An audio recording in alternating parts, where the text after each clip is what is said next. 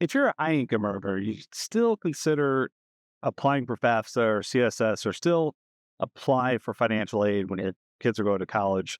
There's one critical reason why. Basically, when you fill out FAFSA and CSS profile, that opens you up for financial aid, obviously. Well, there's two types of financial aid. One type of financial aid is obviously need-based aid, which is based on your, you know, family's ability to pay for college, what your financial situation of your family is. The other is based on merit scholarship, things like GPA, SAT scores, athletics. And colleges have, some wiggle room and flexibility kind of depending on, you know, what sort of criteria your student has that would be valuable to a college. So you're not going to be eligible for these things if you don't take the necessary steps to say that, like, yes, I'd be interested in financial aid.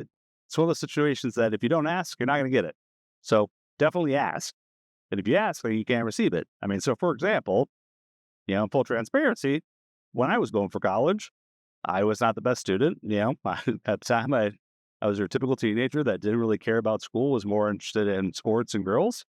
And at the time, I think I was like about 2.6 GPA average.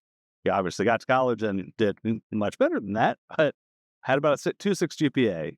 Granted, I was one of the top swimmers in the country. And so I had several schools that offered me, lots of academic scholarships, even though I didn't necessarily deserve the academic scholarships, but that's what they could do in terms of merit-based aid to get me to come swim for, say, Division III schools that didn't have swimming scholarships, right? So there are ways that the colleges can get you money, but the first step is asking for it.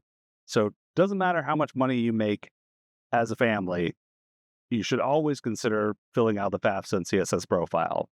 There's no guarantee you'll get money, but it takes 5-10 minutes to fill out the FAFSA and CSS profile. And, it's one of those things that it's probably the best 5-10 minutes you'll spend in terms of return on your investment. Cheers.